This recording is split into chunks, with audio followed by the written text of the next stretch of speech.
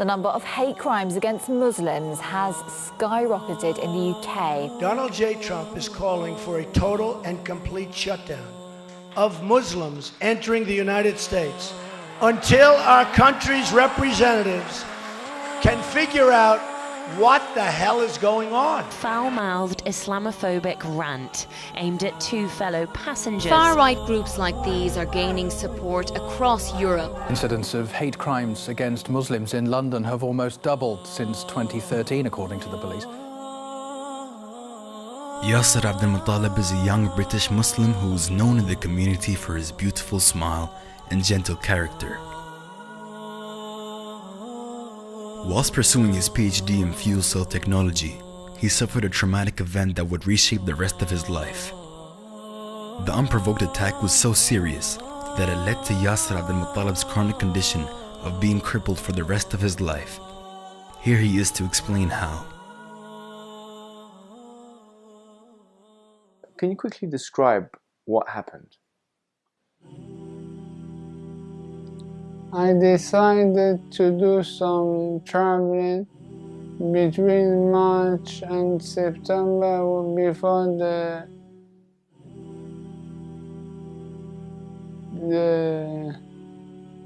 proper study begins. Alhamdulillah, I grew up on the deen. Alhamdulillah, I always used to find a place to live nearby the masjid so I could perform all my prayers in the masjid. Alhamdulillah, I was on the deen. I prepared myself to go to the Friday prayer. As I left my house, guys came and started provoking me and shouting things that were Islam or anti-Islam and Islamophobic, in addition to swearing and disgraceful things. Basically, insulting and the hatred, saying faith, Islamic hating sayings was not enough, so they decided to attack me, and they did hit me on the head with a broomstick, which left me with a severe traumatic brain injury. And I was in coma for almost 3 months. And after I woke up, I found myself partially blind and half paralyzed. It is believed that he was attacked because of his Islamic clothing, and this is what instigated the attack. The result of this religiously aggravated attack led to a major loss of sight, difficulty in walking, and the ability to lead an independent life. However, Yasser continues to grow spiritually, recognizing that this is a test from his Lord, for indeed, Allah tests those whom He loves.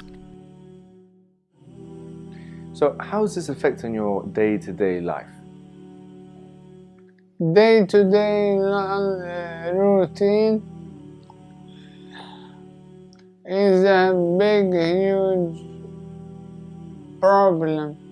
Before, I used to be 100% fully independent.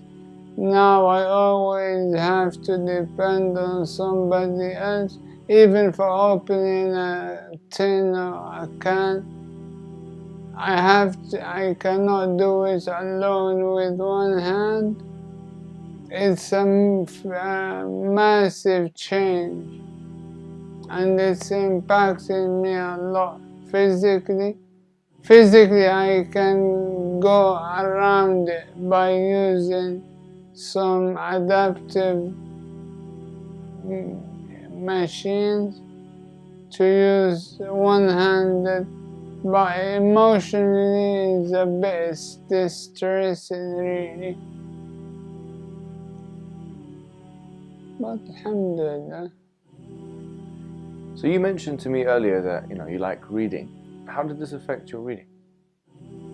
The only difference is, as before I used to read the whole book in 1 week, now it takes me a month or couple of months to finish it. That's the only difference. Any book I find and read, it won't last with me for more than a week. I remember one time I was traveling, and during my travel I bought about 800 books, finished them all. We Muslims have to stick on the deen and just follow what the Prophet said. Even now, with my disability, when I read the hadith of the Prophet saying that the salah in the jama'ah exceeds the salah of the singular at his house by 27 degrees, I feel embarrassed to stay at home and pray at home.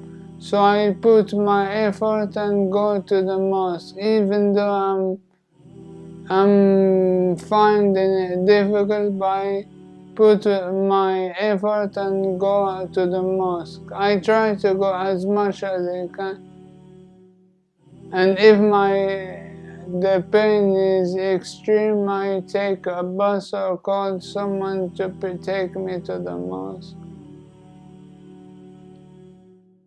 You begin to notice Yasser's dedication and devotion when he speaks about his passion for reading and seeking knowledge, whereas others would complain that they can no longer live life to the fullest. The rise in Islamophobia has escalated due to recent media distortions and widespread misconceptions about the religion. As a result, Muslims have to bear the brunt and become victims of senseless and cowardly attacks.